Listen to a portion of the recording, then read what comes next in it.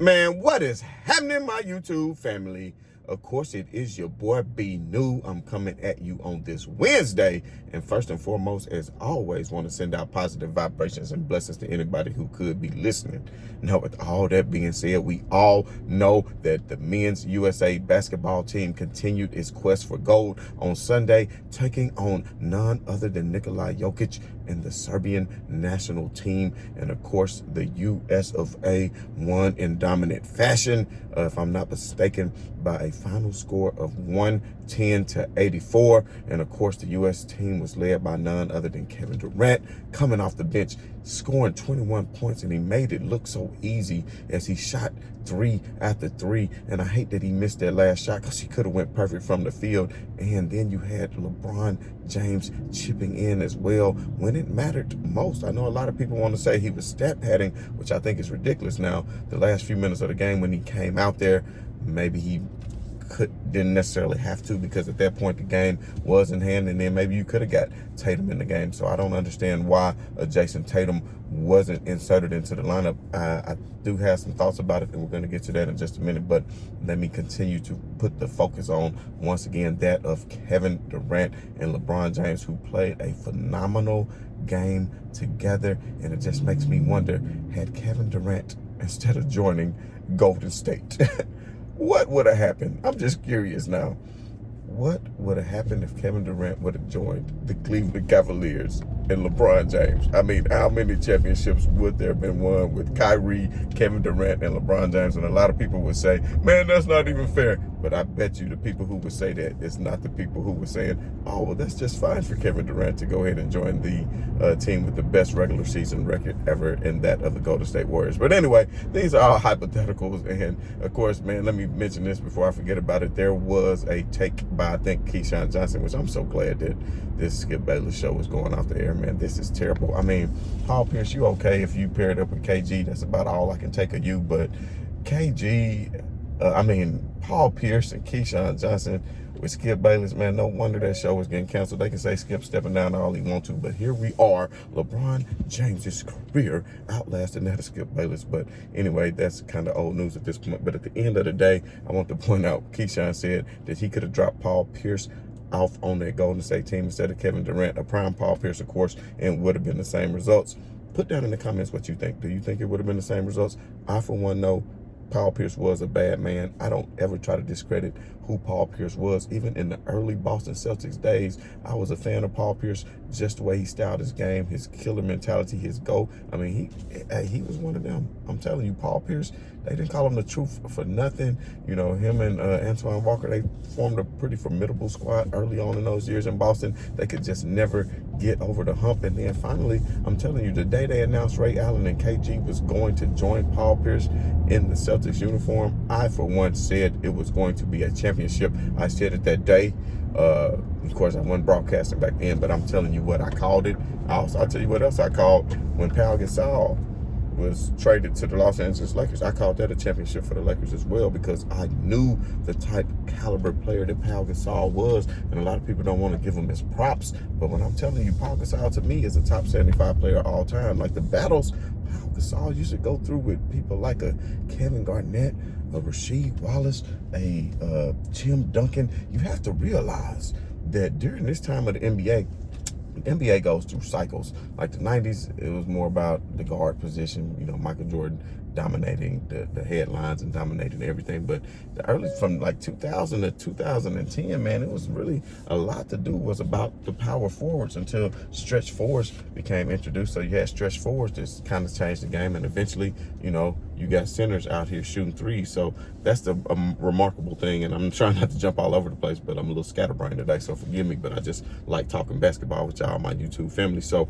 you know, that just shows the greatness of one LeBron James, because at the end of the day, LeBron James has played through multiple type eras and still adapted his game, whether it was just getting to the rim, whether it was getting a mid-range fadeaway game, because they were daring LeBron James to take jump shots for a while early on in his career. And just in case y'all forget, there was a game 7 with LeBron James taking on the San Antonio Spurs after Ray Allen saved him, but we won't get into that. He scored 14 to 15 points in the fourth quarter. We won't get into all that. But point being, LeBron James hit the dagger.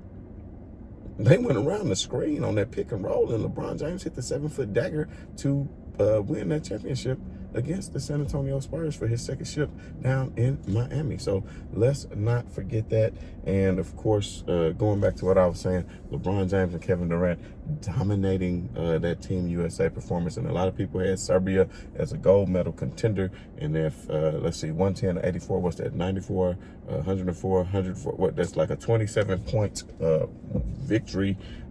Let's just see if Team USA continues to pull off such large victories, because who knows? I mean, of course, it won't be like an average of 40 points or whatever it was for the Dream Team, but you got to realize, I'm going to say it again, the Dream Team was going against, I think it was 5 total NBA players, the best one, which was a bench player, and that of Tony Kukoc. Whereas these players now are going against 50-something odd NBA players. And this is a point that I really want to make. Just as the United States took on that of Serbia, you had Nikola Jokic, who is a 3-time MVP. And that's coming from Serbia. So that right there alone lets you know that the international players have stepped their level of basketball up, and it's not the same competition that was once played. And they started to do that.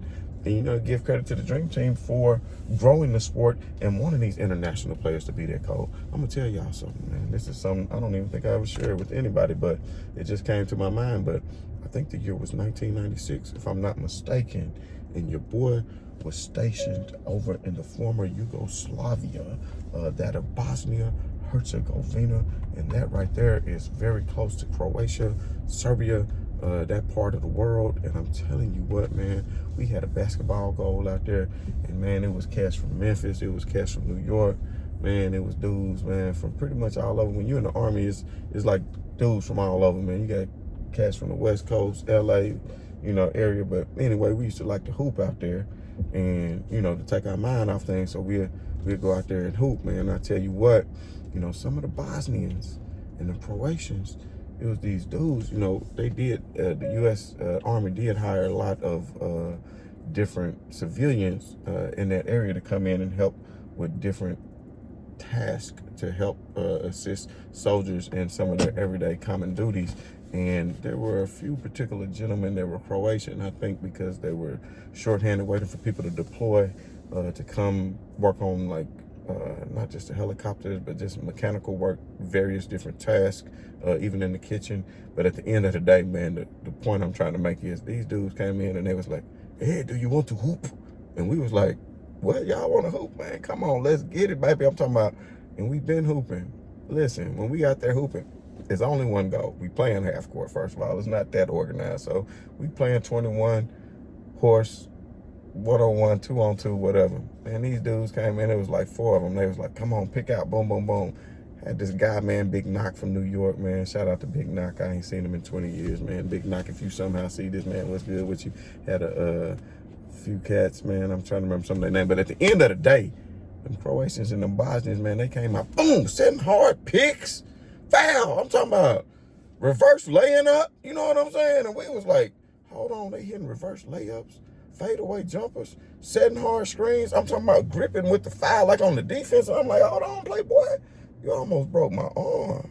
You know what I'm saying? So my point is, basketball became a lot more popular in some of these more Eastern European countries, more so than even soccer. You know, and now as we see the Sudan come up, it's going to be very interesting to see how Sudan matches up against the United States.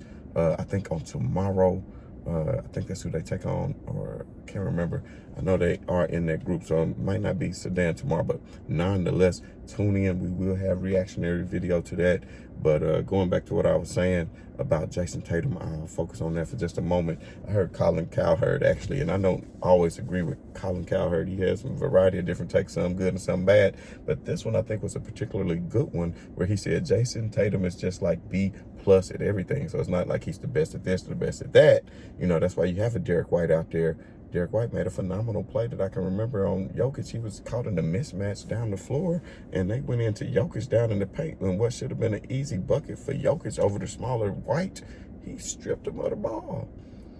I mean, Drew Holiday playing stellar defense. I've seen him get 3 or 4 steals, and not just the steal, but like the pick six, when you get the steal and you take it all the way back for the lay-in. He's done that several times, stopping momentum of other teams. Jason Tatum, though, is a bona fide superstar. I don't want to take anything away from him, even though we know Jaylen Brown was the one who got the finals MVP.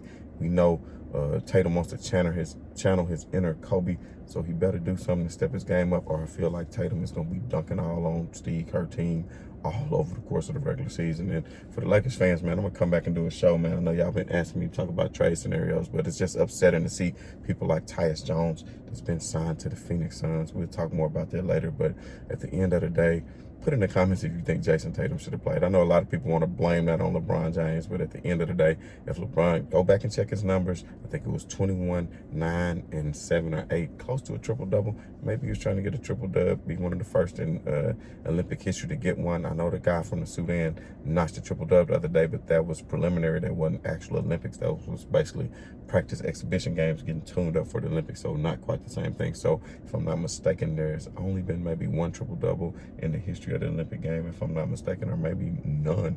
But put in the comments if you know that, whether or not. But anyway, man, if you haven't done so already, hit that like, hit that share, hit that subscribe. And as always, man, this is your boy B New. I'm saying right on to the real, and much love to these haters. Peace.